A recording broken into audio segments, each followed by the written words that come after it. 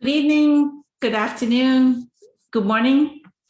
Welcome, everyone. Welcome to Facebook Live. Can you believe it? We are in March. It was not even a few months back that we were saying Happy New Year. So it's the 2nd of March, year 2022. Welcome. Today, we are joined by some members of our Facebook group. We have Ken here. Good evening, Ken. And then Michelle is here. Good evening, Michelle, who's a fellow member. And Marla is here. Good evening, Marla. And Patricia is here. Good evening, Patricia. So our normal members of the panel, every person has some kind of issue. Caesar may join. I don't know. I haven't checked my text messages. He may be late, but Caesar may eventually join. So, and Eileen has not been able to make it today. So I'm going to try and, as y'all are speaking, I'm going to try and swap back and forth and check the chat and make sure that I'm monitoring if any questions are coming through. So I'll start off with this question that was posted in one of the groups, and y'all can come up with, does something come up when you read the question?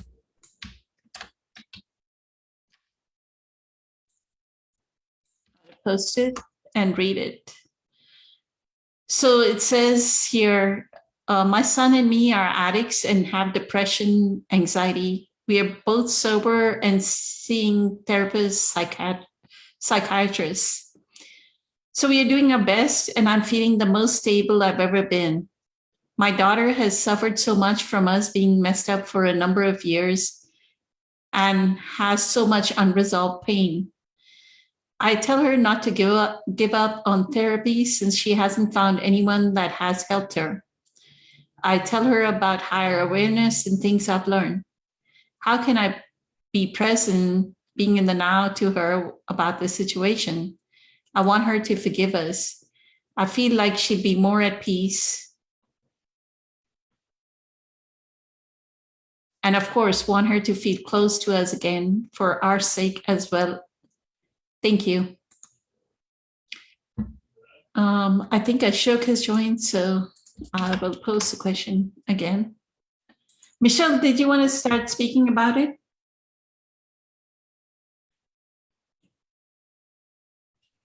I know there's a lot to unpack. Yeah. So her son and the mother and the son are both addicts and have depression, anxiety. And then the daughter is struggling, I guess, from what I can gather here, from being with them in those states for a number of years. And she has a lot of unresolved pain. And so she must be going through therapy as well to help her with all of this. Okay. Since she hasn't found anyone that has helped her. I tell her about higher awareness and things I've learned. This is her journey. I think she is in suffering. And she has, I mean, she doesn't say if she's taken to any of this, right? I tell her about higher awareness and things I've learned. How can I present being in the now to her about this situation? You know, I think she has her own journey. She has to feel whatever she's feeling, and if she's able to access this, you know, and bring it into her life so that she can start to address the pain that she's gone through, right? I mean, suffering is our biggest teacher. But until we're not finished going through that, it doesn't matter how much the son and the mom want her to feel and give the forgiveness. She's got to want to forgive. She's got to feel that herself, you know, and she may want the peace for her daughter, but, you know, maybe now the mom is in a better place, but that doesn't mean her daughter is, you know. And of course, you know, that mother-daughter attachment. I mean, she's going to want her daughter to be in a have less pain in her life, less suffering. That's what we all want, right? For our children and for everybody. But this is her journey, you know, and she's got to address all that pain body that she's dealing with. And her path may be different, you know. So she can present the books, The Power of Now, A New Earth, but she may resonate with it and she may not, or she may resonate with something else, you know. So that's my 2 cents. Beautiful. Thank you, Michelle. And that's what even I, when I read it, that's what I felt as well. One of the things that I felt was, like they say, right, when the student is ready, the teacher appears, and the student is not ready. Like if her daughter is not open to this kind of teaching, then the student is not ready and we cannot do anything about it. Everyone, right from Tony Robbins to Marianne Williamson, they say that with every awakening, there's a moment of grace. So the grace has not touched her, right? And that's challenging because I mean, my own experience, it's not addiction, but my son also has a lot of anxiety and has no interest or motivation to really do much. And that has been a source of suffering for myself, right? Because I if I could will it for him, but he's got to want it. And regardless of his, you know, cognitive capacity, you know, because of his intellectual disability, it's still something that concerns me because of very inactive and some, but I can't change it for him. I mean, it's his journey. If he chose it. So it becomes a lesson for the parent of like radical acceptance is all I can say. And that's no, I'm not trying to soften that experience because it is, you know, on the human plane, it is challenging, but you work with it. And that's your vehicle to, you know, stay present. And that's, you know, everybody's journey may be a little bit different, but that's the vehicle I use, you know. And some days I'm very at peace with it, and other days it starts to come back through the back door and say, well, you know, what can I do? And, you know, like going into repair mode, right? Try to figure something out, you know. Yeah, so it's a different, it's similar in the sense that it's your child, right? And that attachment is always going to be stronger when it's someone so close to you. But you can't fix it for them, you know. They have to want it. Beautiful. Thank you, Michelle. Ken, did you want to say something about this? Thank you. Yes, I do. Thank you. Yes, I love what Michelle just said, and also what you said, Poonam. And a lot of this I've actually have been through with the addictions with my son and other family members, and understanding that this is why I came into the earth plane, to actually go through whatever I've experienced, whatever I have been through. And now realizing that I need to take care of myself. I am responsible for myself on whatever I do, whenever I think, and whatever I feel. And it's up to me to take responsibility for myself. And as far as for others go, I need to detach and realize that I can't fix, I can't enable, I can't do it for others. And a really big thing is I can't mistake what love is. And sometimes love is actually detaching, letting go, and realize that I can just be a role model to take care of myself at this point of my sobriety, and with family members. And it's amazing how many things I have finally put my foot down because I had a really hard time of actually taking responsibility or saying yes, saying no, saying I've had enough, and don't keep relapsing into old ways of thinking. And then I need to set boundaries. And it's been amazing now in my life. And some of these people or family members in my life have taken years to start communication. But I've learned I need to plant seeds. And in order to do that, I need to be around other like-minded people going through similar things that I'm working through, and realize I can't do it alone. And there are steps, there are ways that we can change, and realize that change is not easy, and it has to be a commitment to make those changes. And when we do, that's when we can feed somebody else. And just like Poonam had said, when the student is ready, the teacher appears. And that is so, so true. And that's when we can help others and realize that they have to take responsibility and want it, and realize that going through pain is a huge part of the stepping stones that are necessary to elevate that shift or that change. And that's where we start to mature, we start to wake up, and we realize that there are solutions to our problems. And when that happens, then the momentum will pick up. And then we start feeling different things that will occur in our life. And so it's just such an incredible shift in perception when that does happen, and realize that there is something greater than ourselves. And there, so that's all I have for now. Thank you. Beautiful. Thank you.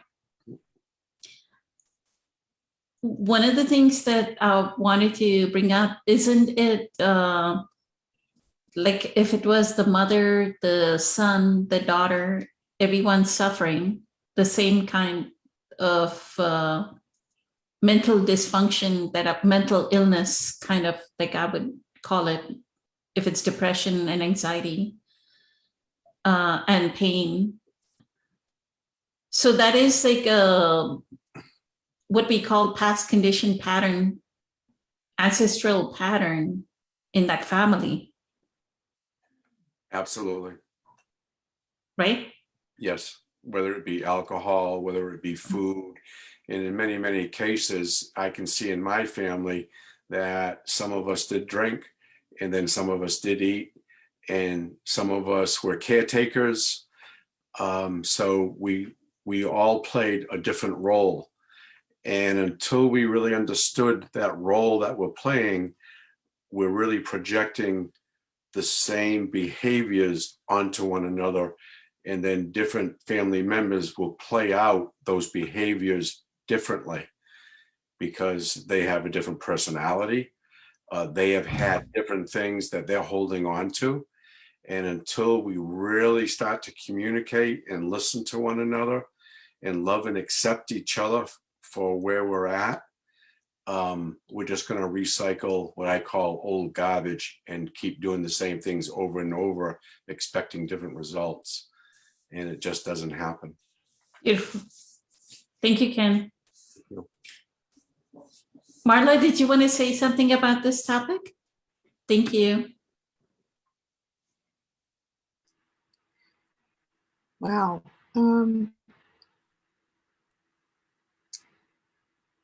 Her question, which comes almost towards the end, her actual question is, how can I present being in the now to her about this situation?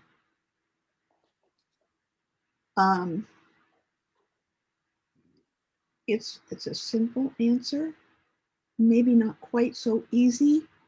The simple answer is to just be present in love when she's there. Just be present in love. Work on yourself. Work on opening up the gusher within you that's there waiting to come up, or it is already coming up. Just open up the pipes, listen to what's going on, be present with that. She doesn't need to hear anything from you except I love you. I love you. With the deepest, most authentic voice that you have. I've always had a compulsion to tell people what they need to know, what I think they need. I'm telling you, it's been a compulsion for me, almost like an addiction. And I know a lot. And I know a lot. And I go, what's the use of knowing it if you can't share it and help somebody? Well, wait a minute. You know that I've had to back way off of that since I have found myself, basically, found who I really am, because nobody needs to be told what to do by anybody else. Nobody needs to be told, boy, this is what you could do. Well, this has worked for me. Well, why don't you try this? Well, look what I've found. All of those things, we're doing more for ourselves. I was doing more for myself to feel like I was helping. I was giving. It was building myself up. There was an ego element to that. And there was also a strong mother role to that. It's like, I'm the one responsible. It's because of me that my children are like this. I have 5 children. And although I haven't faced the same kinds of issues, I too have felt like I'm responsible for them and for their suffering due to my inability to parent well. So I have felt compelled to fix it. No, you can't. You can't. We can't fix it. We are just going to be, fixing it means just being in the present, being who you really are, your loving, most wonderful self. And she needs more of that probably than any guidance that you could speak to her. She will, I know I felt from my mother being told how I should be, and this is what you need. And all it did for me was push me further away from that. It pushed me further away. Her growth will be based on her belief in herself, not your approval or your guidance. And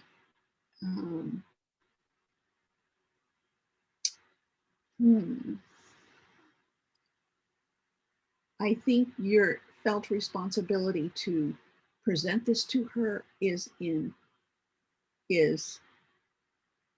understandable and wonderful in its own way, but it's not something you can do for her. She needs to find this on her own, in her own way, which may be totally different from anything that you can even imagine. So I guess from mother to mother, that's how I can speak to this question. Thank you. Beautiful. Thank you. And then the one thing I see here, Marla, is I want her to forgive us. It almost is like, when we are unconscious, we act like nobody can act beyond their level of consciousness. That's what Eckhart says, right? So we acted a certain way. Now we are conscious. Now we want the whole world to acknowledge that we are conscious. And it doesn't happen, right? It doesn't happen like a light switch, because like every human is working with that mental image of who they think we are. And their mental image is actually of the unconscious us. right? Just because we became more conscious doesn't mean that they changed the mental image that they had of us, right? So she's not going to, I want her to forgive us, that forgiveness may not happen. So one of the things I offered this person was that have self-compassion and forgive yourself. Don't ask for forgiveness, but forgive yourself, right? For the way we acted in the past, that we caused our daughter so much trauma, right? Do you see that? That I want her to forgive us as well? I see that in there, and I could speak to that certainly too. I know my mother wanted me to love her and forgive her, although she never admitted she did anything wrong. But she wanted me to love her the way she thought I should love her. And I couldn't. I wasn't able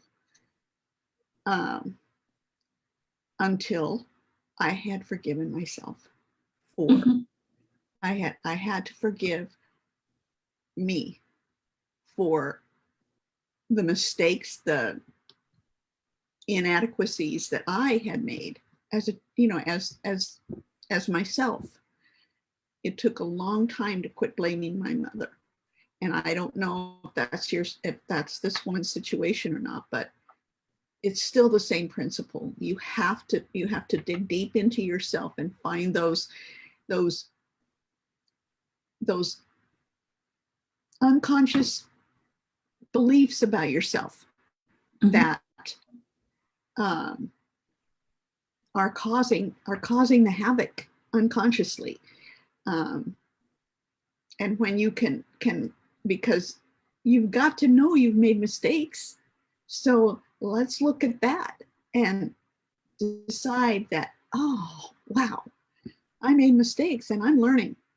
And I trust the universe. I trust that it will bring, that it will take care of my daughter. My daughter is everything. I guess it was when I came to the belief that everything is just as it should be, the way it is right now, that I don't need to fix things. I don't need to work so hard. I just need to be in the love that I am, and not to worry about the effects it has on other people, not to worry about anything else except just to take care of that. And I have seen changes, and other people have seen changes in me, but that's not what I was working towards, because I can't control that. They've got their own way of thinking. Some of my children are still holding out. It's fine. They've got a path. Mhm. So I think that's my best contribution. Thank you. Thank you. And Well, can I- go ahead, Michelle. No, I just wanted to add, that was beautiful, Marla. Really another side to the coin, right? But also what came to me is she may need space to process everything she's been through. I mean, we don't have the details, but patterns of behavior over years and years and years, there's an accumulation of that pain. And just because you and your son are on a path to recovery, that person needs maybe some space to process all that, like some space to kind of see, okay, is this really, or is there going to be when you rebound, I mean, in trust, right? So we have to rebuild the trust on a practical level and give her the space that she needs. And obviously the love, Marla, yeah, so important. I love you no matter what. And to be able to, I don't know, did you ever watch that old movie, Love Means Never Having to Say You're Sorry? What was it with Ryan? Remember that movie? Ryan O'Neal. Yeah, right. But at the same time, I think there's a space for that as well, right? The authentic, what I made you go through, like owning as a mother what you and your son have put her through, and then honoring her process too, right? Just because you're on that path doesn't mean she's going to be at the same pace that you are. You have to allow her space. It shows her that she is worthy and that you trust in her. You trust her. If you can give her that space, Yeah. that is a demonstration of your love and your confidence in her. And Beautiful. Thank you, Michelle. Thank you, Marla. One of the things I wanted to tell you, Marla, is I was thinking about you on Monday. I was listening to one of Abraham Hicks's videos. And remember, you had that moment where you were talking about your mother, and then you said, I feel deeply in my body the gratitude, right?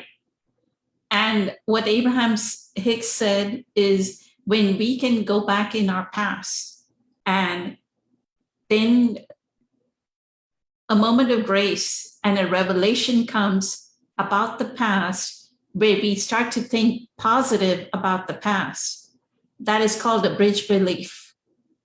oh, So you just bridged it, and that's the healing. mhm. Like there was a limiting belief about the mother, Yes. and then you said, I have gratitude for it and I can feel it in my body, and you bridged it, and that's why the emotion overcame you. Yes, yes, that was very powerful. I had known for a long time that you should forgive your mother. You should forgive your mother. Marla Jean, you should forgive your mother. But that's where it stayed, was right up here. Right. And until It I came could into the book. forgive myself and feel that, Beautiful. reconnect with myself, which is my body. I could feel it once I was more integrated and centered. Mhm. Then I could start to see things differently. And I deliberately, almost against my will, started to look back and go, ooh, what could I like about her? What is there about her to like? And I started to find little things. And I just kept earthing and unearthing and unearthing. And pretty soon it was like, oh, I think I get my mother now.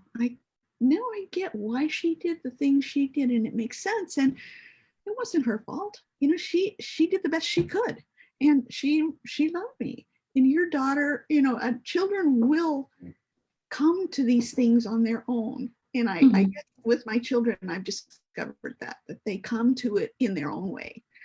But it's really hard to let go of that need to fix what I feel I've done to my children, to fix something that is wrong, especially if it's your child that you've hurt accidentally or in any other way. But that you have to let go of that. That's something to shed, because it holds you back. Truly being present. You can't be present and hang on to, I need to fix someone. You can't.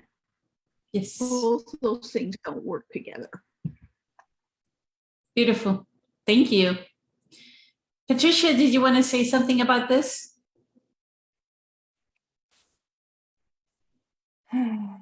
Everything that was said so far, it's incredible. It creates that almost wholeness, right, of the answer, because it has so many different angles. But yeah, that's a very universal question. I think in the beginning, when we master something, we think, you know, help ourselves, we want to share it with someone we love, that especially someone that we in our mind hurt. But here I want to say something that April always say, where's Kelly when I need him? Now I think, where's April when we need her? Because that almost sounds like soul's contract. Accepting the fact that this is a family of souls, and maybe, you know, respecting that maybe daughter's soul contract was not to, you know, forgive or heal just that moment. Maybe her contract is to, you know, to be exactly as she is for however long, maybe even never, you know, get the growth in this lifetime. So that's profound. And I think that helps go back to the present moment by acceptance, by understanding that behind it all, it's some divine power, and be present. And like was said before, just be thankful for what is, because it is the way it's meant to be. I mean, the universe came together to create that moment. In that moment, you know, the daughter is still under suffering and not able to forgive. The mother wants to share, right, the presence because she likes it. But I also feel maybe that there is an ego trying to creep up. Like, you know, look at me, I'm already in a higher presence, let me fix now. But that wouldn't be higher presence, because like Marla said, if you present, that wouldn't show up. It would be just that unconditional love, compassion, and understanding for somebody else's journey. And yes, this is a very close family, but for me, there was the biggest awakening when I choose to accept my daughter's rights to her journey. Because I was exactly the same way. I wanted fixed. You know, I got, even recently, I got the new diet. It's like, you have to be on the diet. My daughter is kicking and screaming, what are you talking about? I'm not even going on the medical medium. It's like, I had to just sit back. It's like, okay, what's the lesson there? You just continue. And I heard the message, continue this healing for you. And it's gonna start coming out like from inside. And if it's time for her to, you know, get on it, she will. But just for you doing it, that trust will be built, that it's not my mom's another idea and it's going to last a month and then she's going to get crazy again with her neurosis, anxieties, depression. But if I day by day being present and continue building presence power, just being present will help the daughter. That's what I think. So the question, how can I show the present, you know, how can I present being in the now? Just be in the now, like Mara said. It's that simple. So the practice for just you. You can only take responsibility and commit and have a discipline to do it for you. And then almost organically, it will come out, and whoever can see it and recognizes that will just follow. So, and also what also came to me is Byron Katie, those 3 questions. She said, you know, if you in the moment, if you're present in the moment and you're feeling suffering, you ask yourself, whose business are you? You know, are you in, because if you're taking care of your business, you won't suffer. You suffer if you're in somebody else's business, which is right now, I guess that would be the daughters, or in divine, which is like the weather, worrying about the world, you know, something you completely, you know, it's not your business. So that's good also pointer to ask yourself, you know. So, and as far as forgiveness, I had an experience that bridge happened to me, what you mentioned, Poonam, talking to Marla. I saw on Skype, I was talking to my mom, and my little niece was there, my brother's daughter, and she's 3. And all of a sudden, my father came into the room. Just, he's sick. He has bipolar disease.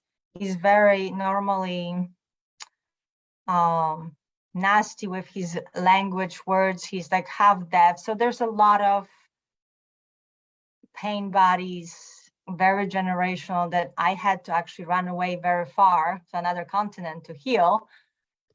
But all of a sudden, something light, some lightness came out of him, and he started interacting with this little girl, with his granddaughter, and started singing like a silly song. And all of a sudden I saw that he's not his body, he's not his disease, he is not any, pain bodies that he accumulated. In that moment, he was just present and light, and had that, just that soul in him, that his true essence. He was able to still get it through for a little bit. And for me, seeing that, I don't think they all even understood what was happening, but just witnessing, and feeling pure love to the man that I hated for so long. And I did many forgiveness exercises, and I thought I did it because it was told to me, you have to forgive, you have to forgive. And I did it. I went through the motions, but until that moment, it did not happen completely.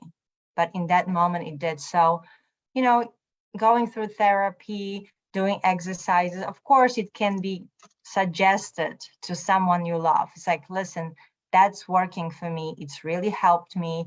Try it. But that's all you can do at this moment. Plus, obviously, being present and just loving them unconditionally. Thank you.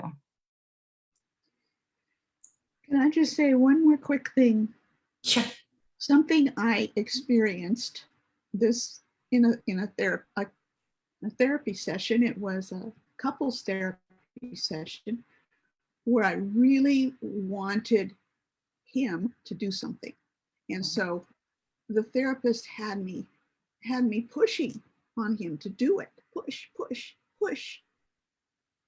And observe what happened. What happened was he backed up and got further away. And I think when you push on somebody, they move further away from you, which is the opposite from what you're wanting. And that's what I wanted to share. Pushing people never brings them closer. It's just the opposite. Because we are saying, this is me and you are the other. Yes, yes. Right? You are the other that is not doing what I want you to do. Right. So then that creates the gap. And it also, it's disrespectful to that other person to tell them that they should be like me. Mm-hmm. Right? So Yes. it's confusing, but I think these things become more clear as you heal within, as you deal within. And it's possible to let go of that need to be forgiven. Beautiful. To be forgiven. It's possible to let go of that need. And that frees you. So. Thank you, Marla. Thank you for that additional comment. Go ahead, Patricia. Sorry. I just thought that as we discussed previously, forgiveness doesn't need the other person. So if the mother wants the daughter to forgive them, I think Michelle said it, or Ken, that we just need to forgive ourselves, and that's it. We don't need the other person to forgive us. And that's incredible, because once you do that, you won't have that need anymore and be pushy and trying to change anything, because the forgiveness will come from within. Beautiful. Thank you. Thank you, Patricia. One of the things, like Marla said, right, what I felt was I always, like this thing, I even wrote in my book about selective perception. It's like ingrained in every cell of my being, is the moment we judge the other, we say, oh, my daughter is depressed. My daughter has depression. My daughter has unprocessed pain. We put them in a box, like we are imprisoned. Not only is the other person imprisoned in that box, we are imprisoned in the same box. And what happens is that person rises to meet the flaw. And we watched this video, You Are the Sky. He says the other person rises to meet that expectation and the flaw just magnifies. It's like energetically, right? Electromagnetic frequency. The thought arose, our intention, she's depressed or she's a drug addict, she's whatever. He's an alcoholic. If you keep saying that over and over again, then the other person will do it more and more and more. They won't find, so she wants to help her daughter, but the judgment or the expectation that her daughter is depressed is keeping her fixated in that situation. It's almost like she's keeping her daughter on the hook Yes. for this. Like Ken said, right? They're the enablers. Right, Ken? Absolutely. All you're going to do is reinforce a false belief. And by saying, I don't want you to do this, they're believing they are that. Mhm. And we don't realize the very thing we don't want really perpetuating in the other person.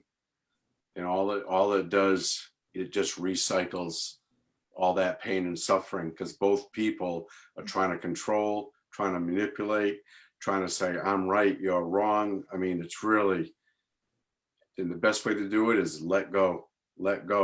And then that person will stop feeling different energies, different feelings will occur. And that's the best thing sometimes is when people are doing that is get out of each other's energy field. Mhm. Yeah, like John Lennon said, let it be. There's something so profound in that. It's so profound. Just let it be. Just let it be. Beautiful. Thank you, Marla and Ken. I I know think that- go ahead, Patricia. One more word. It's just as Marla was saying, it's that humility that comes from being in the present moment. Once you absolutely are in the present moment, you actually do not want to change anybody or anything, because the moment is perfect. With everything it brings, it's just perfect. Beautiful. Yeah. Eckhart has this conversation with Marianne Williamson. I'll put it on one day, and he calls it the holy instance. The intersection of the cross, right? The vertical dimension with the horizontal. It's also called the holy instance. And in that talk, Marianne Williamson says it's like, that's why the Star of David, that's the intersection in the Star of David. The same thing with the Holy Cross. I see Ashok on video now, except Yeah. for the fact that your screen is a little bit on the top. There we go. Is it Better, much better. Yes. Yeah. Thank you. Thank Did you you. want to talk about this topic, Ashok? Yeah, I do. And, one thing I like about these questions, they are so real. These are the real life situations that we all run into in every household. So whenever there is a addiction, it's just not that person, but everyone around that person suffers. I know, we talked a lot about, for me, the light bulb has to go off in this girl's mind, right? Hey, this is my life. I want to make it beautiful. I want to make it joyful. So yes, she's in a lot of suffering, and that suffering can only go away by the stories, by the right stories she can tell herself. Everyone has past, and past might be even true. So factually, it's all correct and all that. That may be, but the stories that we tell make so much difference. How we shape our mind and how we lead our future. And a couple other thoughts, we talked a lot about forgiving. So my suggestion for all of us is to consider this. I think that forgiving is still kind of puts us in some morally some position that or as though somebody did especially parents did some horrible thing that I'm forgiving, right? So I went through this. And this that doesn't do well for me. For anyone, I would like you to consider. It's like a deep gratitude and appreciation and understanding of why they did it. As we grow in our age, we realize we're all learning. Especially parents, they don't come with any great books and how to raise a child, right? Everyone is figuring out as they go on, and a lot of mistakes happen. So it's not so much about, it's for me just kind of understanding what they went through, their journey, and having just gratefulness and appreciation. That's all. And who am I to forgive? I mean, it's kind of that's kind of that for me, that's like a little bit egoistic in my mind. So it's more about becoming extremely grateful for being given a life, and that's it. Yeah. So for this family, probably mother may be acting a little bit out of guilt, not so much ego, but out of guilt a little bit. So of course she's wishing the best for her daughter, and she wants her daughter to be really on the same path. But as you mentioned, everyone's path is to happen at their own pace. So that's why I say, like, some light bulb has to go off. Like, otherwise, this victimhood, it's only going to destroy her life.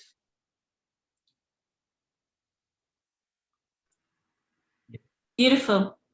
You brought up the one thing that Eileen always brings up. I call her the person that always talks about the G, gratitude. Yeah. Forgiving is I can see that in probably in some other context, but like for me, that's the feeling that I'm coming up with. Yeah.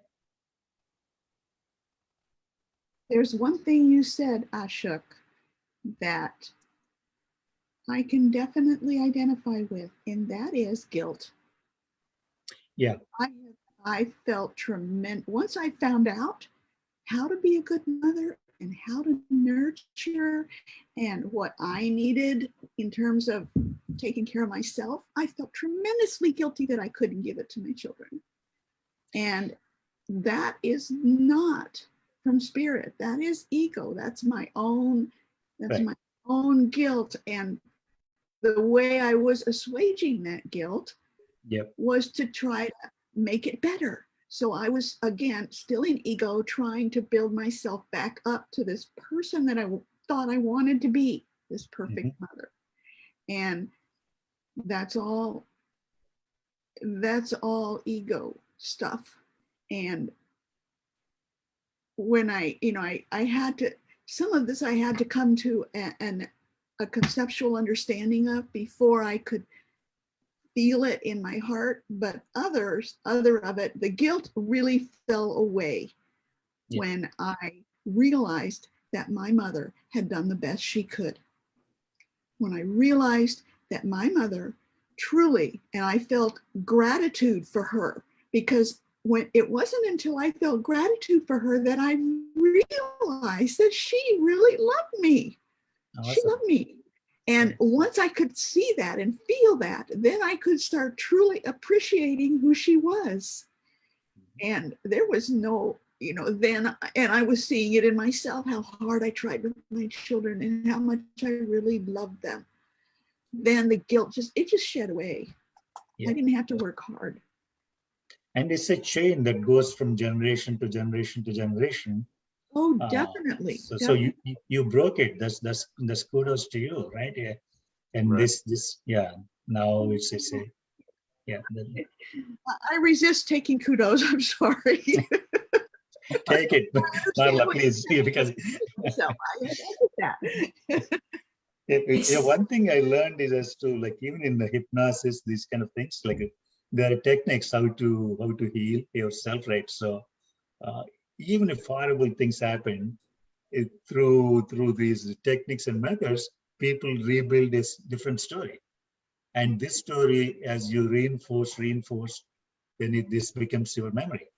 So Yes, yeah. sometimes, sometimes even things didn't happen. We carry such memory. It's sometimes as kids we make wrong interpretation of what happened, and then we carry that, into adulthood and all that, and then we keep on kind of going on with the same 5-year-old thought. So yeah.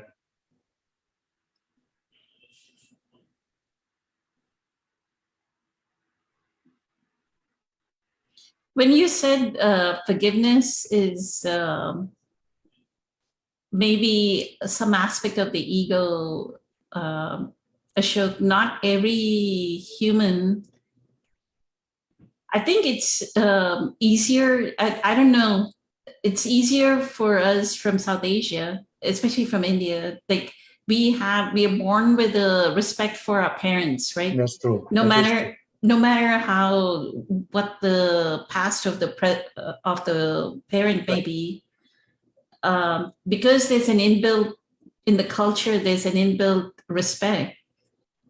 We never say I need to forgive my mother, Right. right? Because right, there's a respect there, right? No Yeah. matter how unloving they are, we as children continue to love them and respect them. But there are people that will hold, there are people on this planet that will hold huge grudge against their parent because, True. like people in our group itself have shared their parent may have sexually abused them. Yeah. Right. So that's unforgivable, right? Yeah. Like you think it's unforgivable, but you have to come to that point, what Patricia was saying, that you have to look at the essence of the father or essence of the mother. Right? They're the same essence as who I am or who Marla is or who Ashok is, who Michelle is or who Ken is and who's Patricia is, right? The essence is the same. That's actually very good point, Poonam. This thinking of the concept of forgiveness, also what you raised is as not from some conditioned thinking. If I'm thinking, who am I to forgive? I can see that's not really a healthy state, right? There are some really heinous acts done by the same. So you're right. I think maybe we have to kind of feel the essence of that mother, essence of that father, somehow separating the acts. Maybe that's where we can, if we can get to that point, maybe then we can start saying something. Yeah, I don't know if that's possible. Yeah. The way Eckhart ends The Power of Now, I have repeated this over and over again, is the knowing, right, from our presence that radiant essence was not touched. When we can come to that intensity of presence power, then no matter who did, whether it's father, mother, relative, whatever the abuse may be, we can it almost is like we don't even need to forgive. There's no reason to forgive. We understand things unfolded exactly like Marla says, right? As they should have. Patricia said the same thing. They should have unfolded exactly the way. That's the understanding. That's the gratitude. Exactly. That's the wisdom. That's the wisdom of the past, right? I bless my past for its wisdom, like Dr. Joe Dispenza ends, right? That's the wisdom. I'm grateful for whatever happened. Meaning we all are grateful for whatever happened in the past. I love that. Yeah, because that's where I'm seeing a deep understanding of events. That's fine. That's great. Because then going into this gratitude. Yeah, I think that's the kind of path. That's the bridge builder. Yeah. Gratitude is the bridge builder. You were going to say something, Patricia? Mm-hmm. Yes. Forgiveness as a goal, it might be just a good concept for the ego too. And it's fine because we need those pointers, but the way we actually forgive, it's what Eckhart says. Once you are in the presence power, you don't need, it's like forgiveness happens naturally because you actually understand that person can only act, based on their level of consciousness. So you right away see they were acting unconscious, and that was their present moment, and you now see it.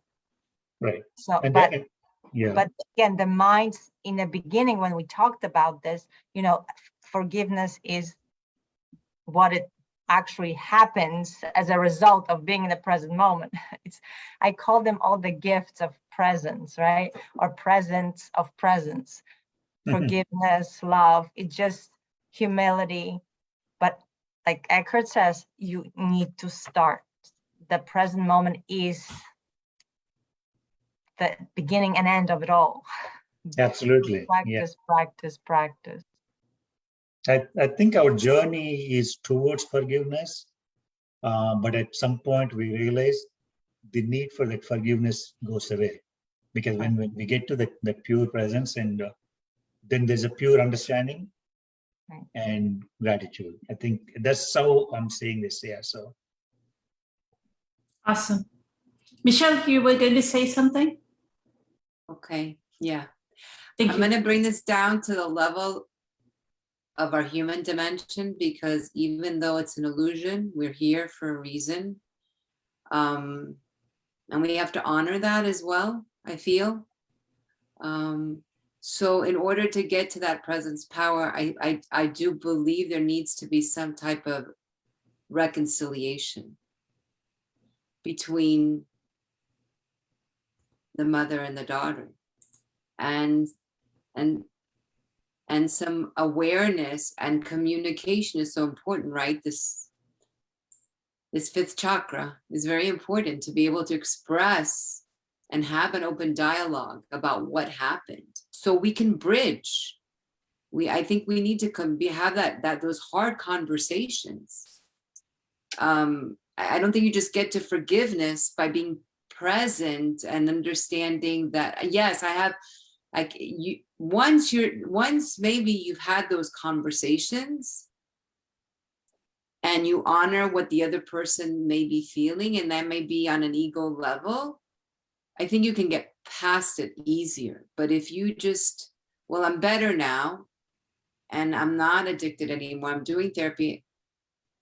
But I think if you give the daughter space to express what she has been, her experience in all of this, then you could start building that bridge to forgiveness. But I do believe in the plane of your human level, but there needs to be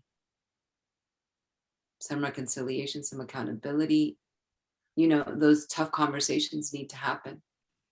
And then you can move on from there. But if we mask it all, I'm in the presence of now, that was then, this is now, I don't think you're honoring the experience of the daughter. And if you're trying to bridge something with her and you don't want her to feel the pain, then you bring your heart to the table as well. And I was unconscious. I didn't know what I was doing, and I couldn't see. That's my perspective, and then we can get to the other on a more deeper level, because I think we do have to resolve that hard.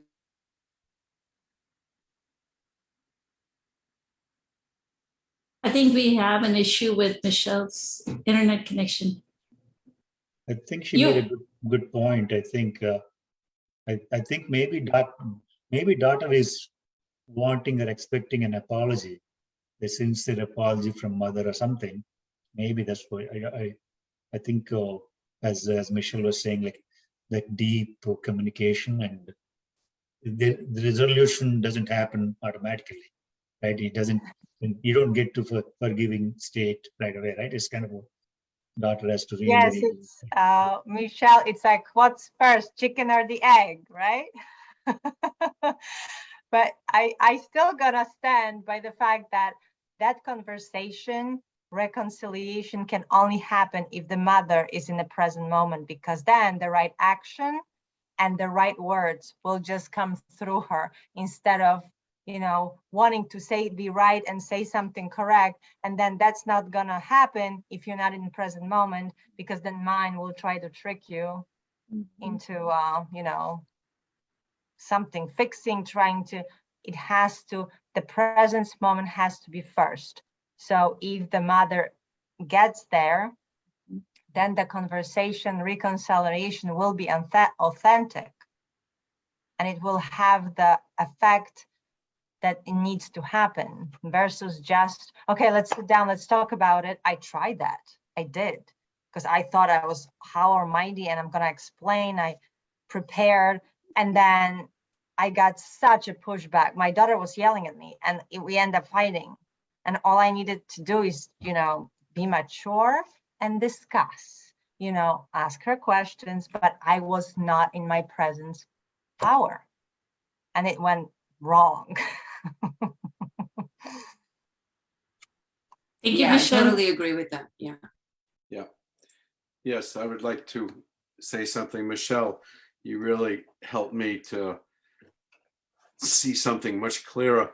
In fact, right before we started, we came on at 8 o'clock. I do a men's meeting on Wednesday night, and we were talking about the inner child, and we were talking about when we're kids, we're not allowed to show our feelings.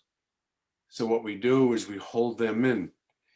And I love what Michelle was talking about, the fifth chakra, the throat chakra. So many things we hold in and we don't allow the emotions to be heard. And then so many times, if I was talking to my son or talking to a family member, all of a sudden they'll raise their voice and get upset at me. And if I'm in my ego, that's what's coming from me, and they're feeling that. So they're feeling what they felt that they were not able to express. So now, being in my presence, and this is what I'm really learning from this program and being with everyone here, is when I am really available in my presence, that is what's being felt by the other people. And so it's almost like everything's clear. There's nothing choked up, and there's nothing coming from me. And I'm starting to understand more and more why whatever issues I have, I'll be drawn to the people that will have those issues. And so it's almost like there's like a magnet or a magnetism, and I'll be drawn to what I need. And then with all the different energy levels, we talk about, Kelly, we talk about other people doing Qigong or different energies, and realizing when we feel safe, we're able to hear from other people. And that's where I feel like we're all in alignment to each other. We're all interconnected. And it's amazing how one person says one thing, someone else says something else, and then I'm able to put the dots together. And that to me is the miracle of this loving energy. And I feel like we're just loving and supporting one another. And when I'm able to do this with the people that I have a hard time with, I'm shifting myself and they will automatically shift. And that's what I'm really, really sensing more and more, being in this energy field and being in the presence and feeling that and just being. And it's almost like rising above. No matter what's being said, now I can hear the truth, because once I go into fear, that is not the truth. And that's only going to bring up my unconscious issues that I haven't worked through yet. So thank you for listening to me. I needed to say that. Thank you. Thank you, Kim. Poonam, I have a question. Go ahead, Marla. I'm just not sure, Ken, that people always join you in your presence. I'm just not sure that when I'm present, that they pick up on it and become that way. I have a question about that. We're not allowing for other people's egos and how strong they might be. So maybe you're speaking about when we're in a group like this, when we're in a mutual group, because I've said things in pure presence in my family, just sitting around in the living room talking, and all of a sudden up will come this monster that I went, whoa. And I just had to sit back and not react. But it doesn't work. It's not magic that way. Luna, help me on this, because I think you said something about this before. It depends on the level of consciousness that everybody in the room is at. Yeah, that's it. That's it. Yes. Mhm. You cannot, I mean, even if and so many people are excited about going and watching Eckhart, right? How much ever you sit with Eckhart, it doesn't mean that, so in India, there's this concept of like the guru can give the awakening to the disciple, right? But Eckhart is not that way. Just being around Eckhart doesn't mean that we suddenly get awakened. I didn't feel any different. And I was sitting like right in front of him in first row like he was right in front, right? And even though he's in a full presence on, I didn't feel that, oh, I suddenly had this huge awakening mystical experience just because Eckhart is sitting right in front of me. Right? I think what I feel that what happens is that presence in you recognizes and it's attracted to it. It wants more of it, but then you need to practice it to grow in it. He cannot do it for you, right? It almost is like we have, like I use the Abraham Hicks analogy, right? Like we are pinched off, like we have a water hose, the water hose is pinched off. We are pinched off, and maybe we have a little bit of water coming through in that pinched offness, but it's not like the whole hose is open and the water is just gushing out. So consciousness is not gushing out of us. And yeah, that little bit of presence gets attracted to him. But then we have to keep practicing. I'm going back to Marla's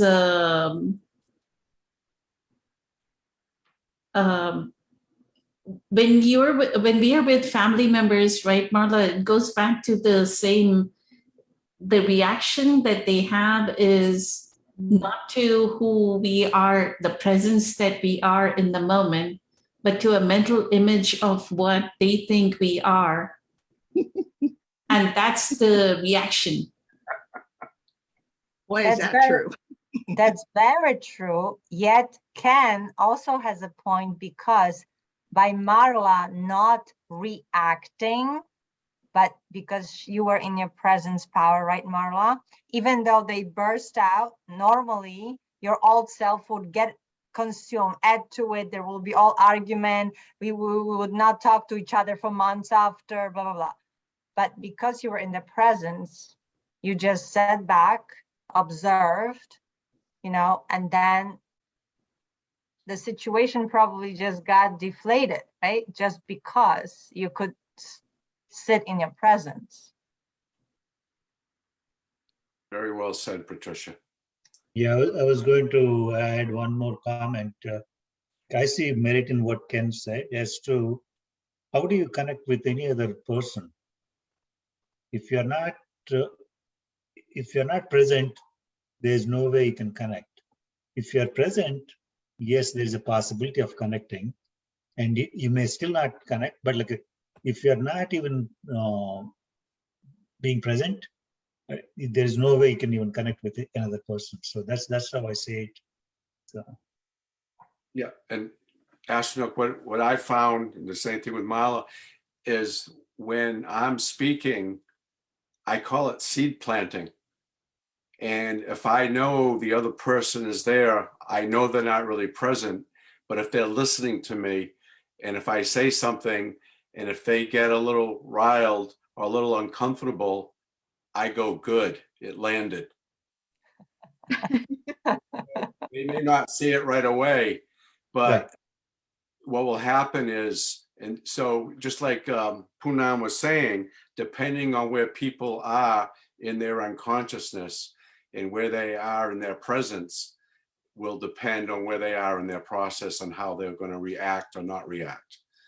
And just like Patricia was saying, the best thing I can do is stay silent. Don't say a word. Don't feed their uncomfortability if they're reacting to something. That way they can feel their own stuff and they won't look at it and project their stuff onto me. And who's gonna water that seed, Ken? That's Presence. it. I feel like that's what we're all learning. And that's that loving energy or the loving presence. And then I love how everybody's speaking about gratitude and then realizing everything is a present. Everything is a gift and nothing happens by mistake. And that's what I'm really, really learning, to not become the reactor, because I was always the reactor. And now I'm just pausing and I'm just listening intently. And it's amazing how many shifts are occurring, especially with people that I used to be a certain way to.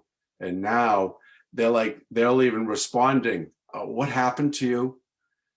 Why weren't you always like this? You're so loving. You're so considerate. You're compassionate. I never thought I would see this in you, whatever. And I'm like, okay, and I'm not doing it. They're responding and I'm just listening to it. And that's being modeled in here.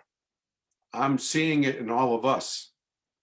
And then now I can actually take it out into the world. But I'm really learning what presence is with everyone in here, because I feel like we're all in alignment and we're all sharing. It's like we're on the same path, so to speak. We're learning very, very similar lessons. Thank you, Ken. Thank you. The one thing I want to tell Marla was when somebody bristles that way, right, and then blows up, it's like, it almost is like their pain body already, because they're in a family situation, is looking to feed.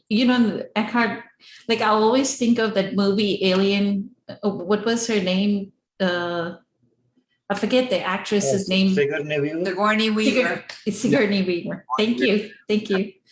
Like you can see that alien, right, coming through their body. That's how the pain body is.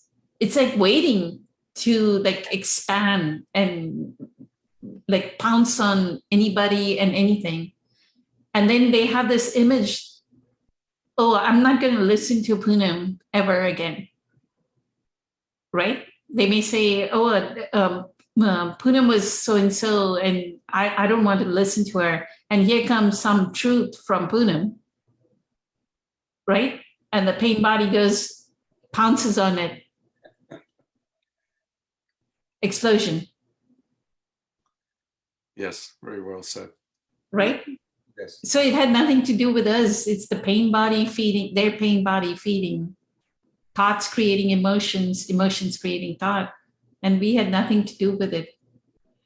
And presence, and it may be that because of the vibrational frequency of everybody around them, not everybody is present. Our presence is very low. When we may be full on dimmer switch high, highly present, but everybody else, like if you look at the comparison, if there were 10 people around us and we were the only one that's present and 9 people were in their pain body, then we're just 10% out of 90%, right? 90% is the energy of that room is coming down. How will this affect the 90%? It can though, it can affect. I think there has to be a point. tipping point, a tipping There point. I has don't to know what be- that is, but yeah. some way all the other 9 out of that, like at least 30-40%, 51% need to be present, then they can affect the others,